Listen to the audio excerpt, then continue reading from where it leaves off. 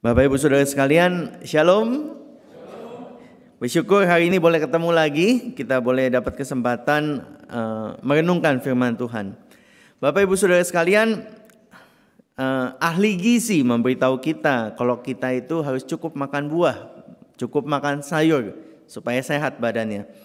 Tapi nggak semua orang suka sayur atau nggak semua orang suka buah. Kita punya diet, kita punya pola makan sudah stick tertentu. Yang suka gado-gado disuruh makan stick belum tentu doyan. Demikian juga sebaliknya. Yang biasa makan pizza disuruh makan klepon belum tentu masuk, Bapak Ibu. Iya. Dan pola makan ini tidak semudah itu untuk diubah. Bapak Ibu Saudara sekalian, beberapa upaya dilakukan oleh contohnya pemerintah Meksiko. Kalau Bapak Ibu Saudara tahu, konsumsi Coca-Cola, nggak boleh nyebut mereknya di sana. Konsumsi minuman soda begitu tinggi di sana, dan akhirnya pemerintah Meksiko memberikan pajak tambahan kepada minuman berkarbonasi dengan kadar gula tinggi. Tujuannya supaya kalau harganya lebih mahal, masyarakat jadi enggan untuk membeli. Tapi karena polanya sudah begitu mendarah daging, mereka tidak bisa tidak minum itu minuman. Dan akhirnya menolong sedikit saja walaupun polisinya sudah ditegakkan.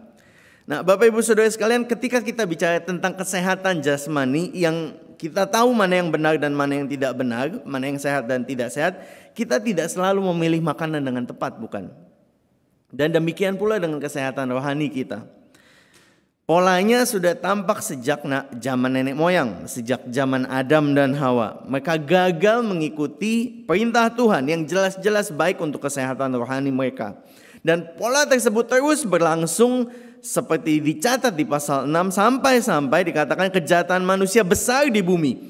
Dan bahwa segala kecenderungan hatinya selalu membuahkan kejahatan. Selalu membuahkan kejahatan. Bumi yang harapan Tuhan dipenuhi dengan kemuliaannya lewat ciptaan-ciptaannya kini penuh dengan kejahatan. Dan akhirnya di pasal 7 di minggu lalu kita lihat Allah memutuskan untuk menghapus dari muka bumi segala yang ada, semua yang diciptakan. Dia sudah bikin ciptaannya rusak, dia mau bersihkan, dia mau bikin lagi yang baru. Kalau di Kejadian 1 Tuhan menjadikan cakrawala memisahkan terang dan gelap, air di langit, air di bawah bumi lewat cakrawala dipisahkan. Kini ia mencampur semuanya kembali. Kita sudah dibaca tadi lewat Om Ramis, Pak Ramis, bagaimana hujan turun begitu lebat sampai pemisahan yang tadinya dibikin oleh Tuhan di Kejadian 1 dibikin satu lagi. Air di mana-mana, gelap semuanya. Semuanya terendam air, sama seperti sebelum penciptaan ketika Tuhan memisahkan daratan dan lautan dan mengisi keduanya dengan makhluk hidup. Semuanya jadi satu kembali. Dan kalau kita lihat perspektifnya dari cerita seperti ini, Bapak Ibu Saudara sekalian, kondisi saat itu sungguh mencekam. Semuanya jadi satu. Peristiwa air bah bukan hanya luar biasa karena bumi sedang dimurnikan, disucikan, dibersihkan, begitu dahsyat. Tapi juga karena skalanya tidak main-main. Ini merupakan tindakan terbesar Allah kedua setelah penciptaan. Pada penciptaan Tuhan menjadikan segala sesuatu.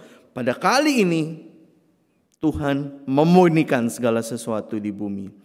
Tuhan tidak main-main. Dan ini contoh Bapak Ibu, ini bukti bahwa ketika Tuhan menghukum dosa, dia tidak tanggung-tanggung. Ia kuras isi bumi. Dan hanya menyisakan satu keluarga yang diharapkan bisa jadi cikal bakal penghuni yang baru dengan gaya hidup yang baru. Pertanyaannya Bapak Ibu Saudara sekalian, apakah peristiwa ini benar-benar terjadi? Kalau kita penginjilan, kalau kita berbagi, banyak orang di luar gereja yang melihat ini dongeng saja, cerita bohong saja. Bapak Ibu Saudara sekalian, ada beberapa padanan seperti Kejadian pasal 1 dari Mesopotamia, misalnya Epic Gilgamesh. Itu ditulis kurang lebih 2100 sebelum Masehi. Dan kemudian Atrasis Epic 1800. Dalam kedua cerita ini mencantumkan kisah tentang banjir. Ada satu orang, namanya berbeda berdasarkan epicnya. Waktu itu hujan lebat, dia bikin satu kapal, satu wadah, dan dia tampung semua binatang. Yang membedakan kisah-kisah ini adalah motivasinya. Kenapa hujan itu terjadi? Kenapa banjir itu terjadi?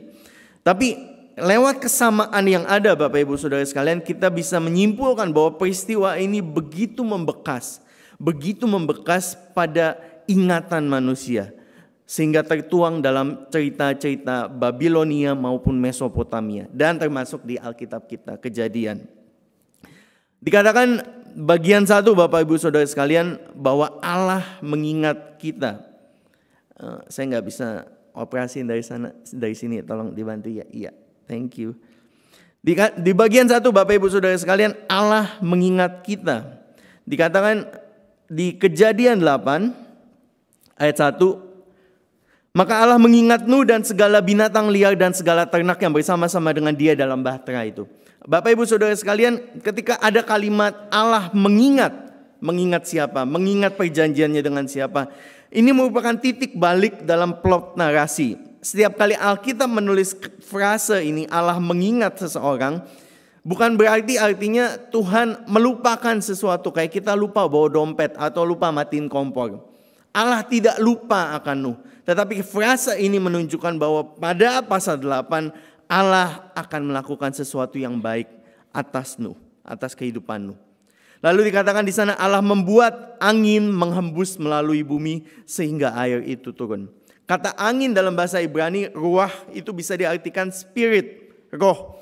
Dan ini mengingatkan kita tentang kisah penciptaan, di mana pada mulanya Allah menciptakan langit dan bumi. Dan roh Allah melayang-layang di atas permukaan air. Diulang kembali di pasal 8 ayat 1. Allah membuat angin berhembus di atas permukaan air sehingga air itu turun. Bapak Ibu Saudara sekalian, Allah mengembalikan prosesnya. Allah mengulang, seolah-olah mengulang menciptakan kembali. Karena ciptaan yang pertama begitu rusak, begitu hancur. Dia bikin lagi yang baru. Dia tutup mata air di samudera raya. Dia tutup tingkap-tingkap langit dan hujan berhenti. Dan air sedikit demi sedikit surut. Ada yang bisa nebak gak berapa lama Nuh di dalam bahtera? Ada yang bisa nebak? 2 bulan? 1 tahun Bapak Ibu Saudara sekalian. 1 tahun di dalam kapal. Mungkin tidak persis seperti apa yang kita alami di tahun 2020. Tapi saya pikir ada kesamaan untuk kita kalau mau berempati dengan Nuh. Tahun 2020 kita semua lockdown, kita harus tinggal di dalam rumah. Dan sambil kita lihat TV, lihat berita, kita lihat bagaimana COVID menghajar manusia, umat manusia di berbagai belahan dunia. Itu mungkin yang dirasakan Nuh. Di dalam bahtera, dia tahu Tuhan sedang memurnikan bumi lewat banjir, lewat air bah itu. Tapi bedanya kita enak sekarang. Jatuh ya Bapak Ibu. Kita enak sekarang Bapak Ibu, ada internet, kalau lapar tinggal pesen GoFood kalau di Indonesia gitu ya. Zaman dulu adanya kapal doang Bapak Ibu. Nuh ada di sana. Dan kalau kita mau bayangkan lebih lagi, dia tahu apa yang terjadi di sekeliling dia, tapi dia tidak dapat benar-benar melihat karena tertutup. Dan di kedalaman air yang tidak terbayangkan, dia tahu di bawah itu ada peradaban, ada kota-kota, ada manusia tenggelam, mati. Dan Nuh terkurung di kapal ini, di bahtera yang besar ini. Dia sendiri tidak berdaya, karena kapal itu, bahtera itu Bapak Ibu Saudara sekalian tidak ada kemudinya. Tidak ada mesinnya, propellernya. Dia terapung di lautan lepas. Seperti yang Tuhan perintahkan dia. Dia tidak tahu, dia tidak bisa kendalikan. Dan di tengah kondisi itu, hari berganti bulan, bulan berganti bulan, bulan-bulan berlalu sampai sekian lama. Mungkin dia mulai berpikir, apa bedanya saya dengan manusia yang lain? Sesaleh apa saya sampai Tuhan pilih saya? Bukankah Nuh sama juga dengan manusia yang lain? Tidak sempurna, banyak cacat. Di tengah kesenyapan itu, bunyi ombak, mungkin ada bunyi binatang-binatang di dalam bahtera. Dia mungkin mulai bertanya, Apakah Tuhan melupakan dia? Karena Tuhan gak bilang setahun lagi saya keluarin kamu. Dia tunggu aja di dalam kapal. Dia tunggu aja terombang ambing. Depresi mungkin Bapak Ibu Saudara sekalian. Karena gak ada yang tahu sampai kapan ini akan berlangsung. Bapak Ibu Saudara sekalian, waktu membaca hal ini, apakah engkau dapat merasakan apa yang Nuh rasakan? Atau mungkin saat ini kita merasa kita sedang diabaikan. Tuhan terasa jauh. Tuhan tampak melupakan kita di tengah pergumulan kita yang kita nggak tahu sampai kapan akan berlangsung. Jika demikian kondisinya, firman Tuhan hari ini menyapa kita Bapak Ibu Saudara sekalian. Tuhan nggak pernah lupa. Maka Allah mengingat Nuh. Dan seperti Allah mengingat Nuh, Allah juga mengingat kita. Tuhan gak pernah abai dengan kesulitan yang kita hadapi. Dan pada waktunya Ia akan bertindak. Kisah berlanjut dan akhirnya kita tahu air makin turut dan akhirnya bahtera Nuh kandas di pegunungan Ararat. Sekarang itu di sekitar Turki bagian timur. Air mulai surut perlahan demi perlahan. Dan karena Bapak Ibu jangan bayangin kapal yang sekarang ada kacanya, kita bisa lihat. Makanya Abraham pakai burung. Dia lepas gagak, tapi gagaknya balik. Kemudian dia lepas merpati berkali-kali sampai akhirnya dia tahu laut airnya sudah kering. Tanah mulai muncul. Lalu berfirmanlah Allah di ayat 15-17. Keluarlah dari bahtera itu. Keluar saja menunggu perintah Allah. Keluarlah dari bahtera itu, engkau bersama-sama dengan istrimu serta anak-anakmu, istri anak-anakmu, segala binatang yang bersama dengan engkau. Saya membayangkan waktu itu, pada hari itu, ketika Nuh dibilang udah selesai, sekarang keluar dari bahtera. Itu rasanya plong sekali ya. Sama kayak waktu kita dibilang udah gak ada 5 kilo lagi, boleh jalan-jalan jauh. Plong sekali pasti Bapak Ibu Saudara sekalian. Begitu keluar, tapi penampilannya juga mungkin gak indah-indah banget ya. Ada macam-macam yang bergelimpangan di sana sini manusia.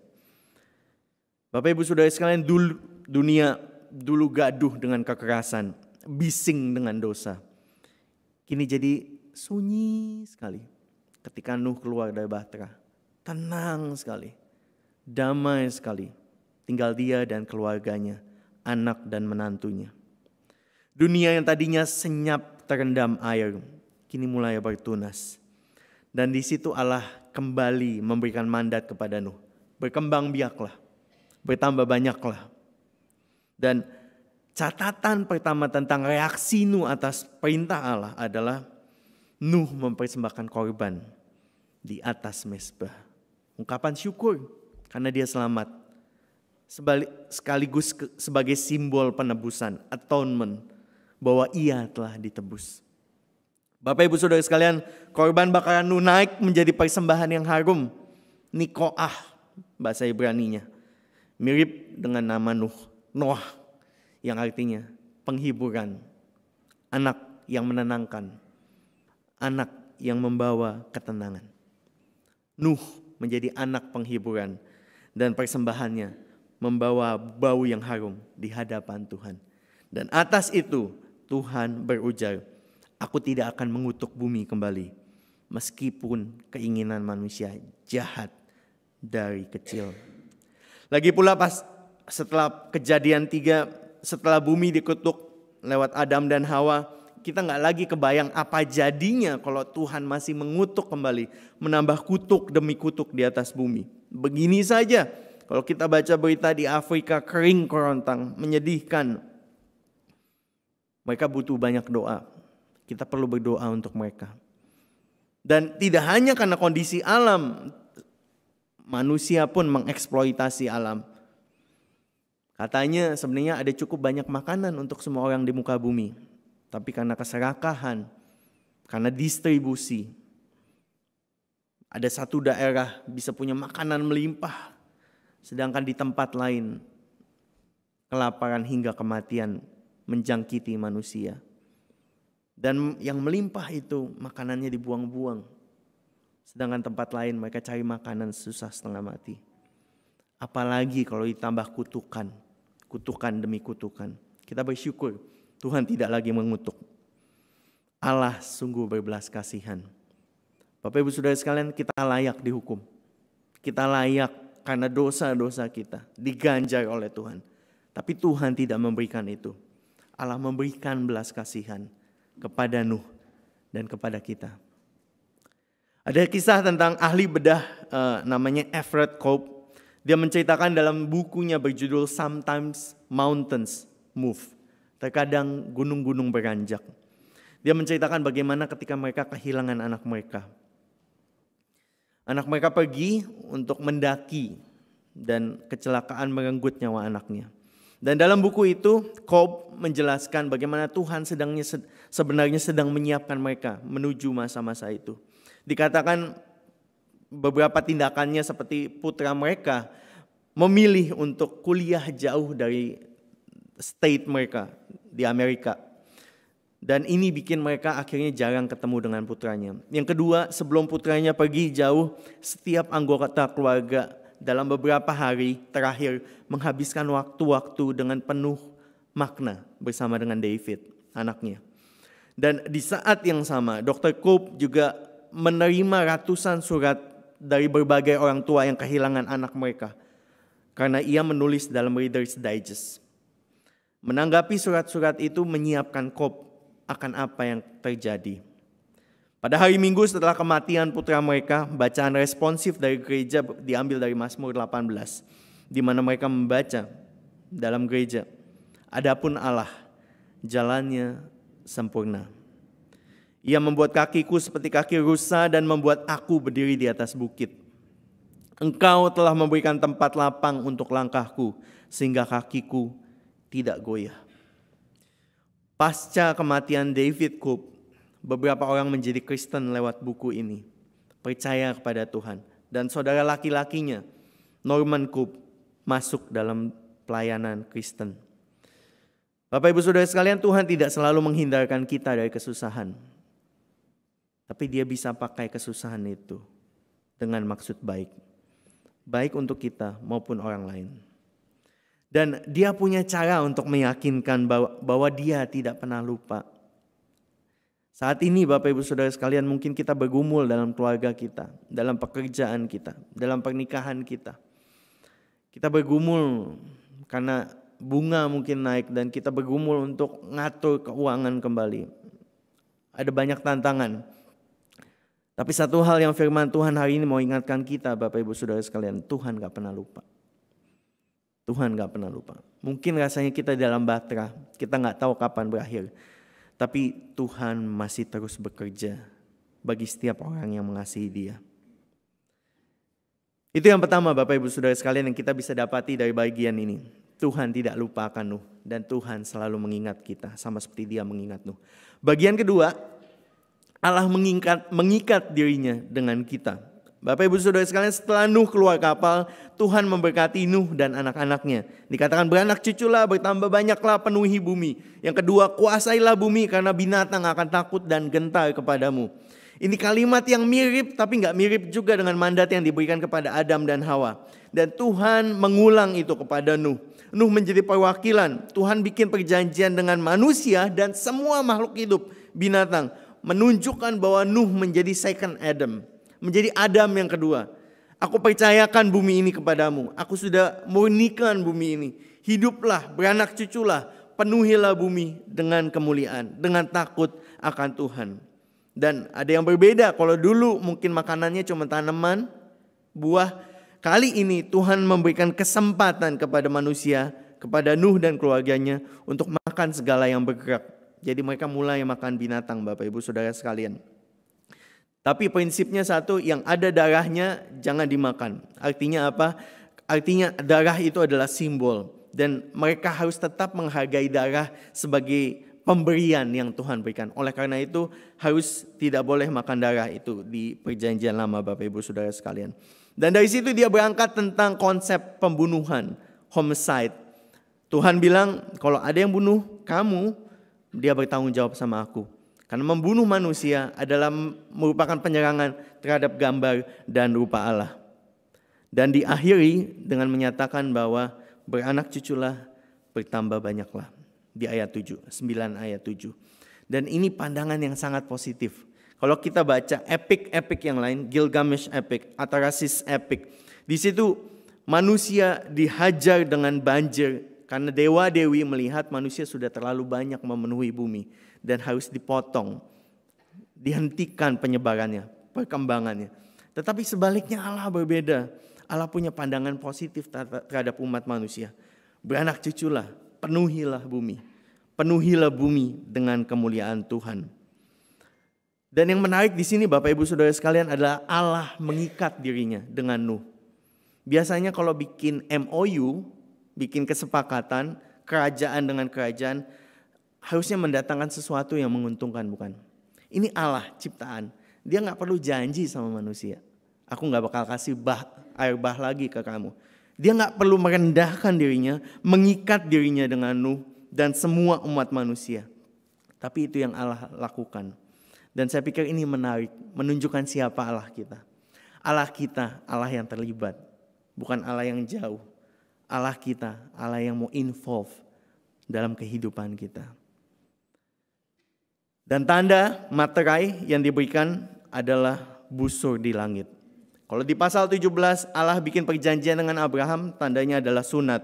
Di Keluaran 31 Allah memberikan perjanjian, mengadakan perjanjian dengan Israel, tandanya adalah hari Sabat. Tapi kali ini Allah memberikan tanda di langit, pelangi, sebagai pengingat perjanjian yang kekal di ayat 16 antara Allah dan segala makhluk yang hidup di bumi. Bapak Ibu Saudara sekalian, mungkin kalau sekarang kita lihat pelangi maknanya jadi ganda gitu ya. Enggak satu lagi. Tapi satu poin yang mau ditekankan di sini Bapak Ibu Saudara sekalian, bahwa Allah mengikat perjanjiannya dengan kita. Allah mau involve hidupnya dengan kita. Air bah ini merupakan penghakiman yang Allah nyatakan, dan sebagaimana halnya pada zaman Nuh di Matius 24 dikatakan, demikian pula halnya kelak pada kedatangan anak manusia. Sebab sebagaimana mereka pada zaman sebelum air bah makan dan minum, kawin dan mengawinkan, sampai kepada hari Nuh masuk ke dalam bahtera, dan mereka tidak tahu akan sesuatu sebelum air bah itu datang dan melenyapkan mereka semua. Demikian pula halnya kelak pada kedatangan anak manusia. Pada waktu itu kalau ada 2 orang di ladang, yang seorang akan dibawa, yang lain ditinggalkan. Kalau ada 2 orang perempuan sedang memutar batu kilangan, yang seorang akan dibawa, yang lain akan ditinggalkan. Peristiwa air bah penting karena itu menjadi peringatan bagi kita, khususnya orang percaya, bahwa Allah tidak main-main dengan dosa. Allah tidak lagi mendatangkan air bah, bukan berarti Allah lenient. Allah tetap murka terhadap dosa. Dan tidak ada seorang pun yang akan luput dari keadilannya. Peristiwa air bah penting karena merupakan kisi-kisi atau bayangan akan apa yang akan terjadi ketika anaknya datang untuk kedua kalinya. Dan penghakiman itu akan datang. Ia akan datang dengan pasti. Dan sebagaimana ketika Kristus bicara tentang penghakiman, dia juga berbicara tentang mereka yang kelak akan menjadi miliknya. Apakah kita Bapak Ibu Saudara sekalian milik Tuhan? Apakah kita saat ini sudah masuk ke dalam bahtera Allah? Apakah kita hidup seturut dengan kehendak Allah? Atau mirip dengan dunia? Dunia yang dulu Tuhan murnikan. Di manakah kita saat ini di hadapannya Bapak Ibu Saudara sekalian? Kiranya firman Tuhan hari ini boleh mengingatkan kita bahwa Allah mengikat dirinya dengan kita. Dan Allah mau supaya kita hidup bagi Tuhan. Mari dengarkan bisikan Roh Kudus yang mengajakmu meninggalkan cara hidup yang penuh dosa, berpaling kepadanya. Dalam Kisah Rasul 3 dan Yohanes 3, slide berikutnya. Karena itu sadarlah dan bertobatlah, supaya dosamu dihapuskan. Agar Tuhan mendatangkan waktu kelegaan dan mengutus Yesus yang dari semula diuntukkan bagimu sebagai Kristus. Sebab barang siapa percaya kepada anak, ia beroleh hidup yang kekal. Tetapi barang siapa tidak taat kepada anak, ia tidak akan melihat hidup, melainkan murka Allah tetap atasnya. Bapak Ibu Saudara sekalian, air bah merupakan peringatan sekaligus tanda kesempatan kedua dibagikan bagi dunia lewat Nuh. Dan setiap kita saat ini yang masih hidup, hari ini kita masih bisa nafas, kita dikasih kesempatan supaya kita boleh hidup buat Tuhan. Hidup tidak seperti dunia, hidup mengikat diri kepada Allah yang sudah terlebih dahulu mengikat dirinya kepada kita. Hidup seturut dengan apa yang Kristus mau. Kiranya firman Tuhan hari ini boleh menjadi peringatan dan kekuatan buat kita. Amin. Mari kita berdoa.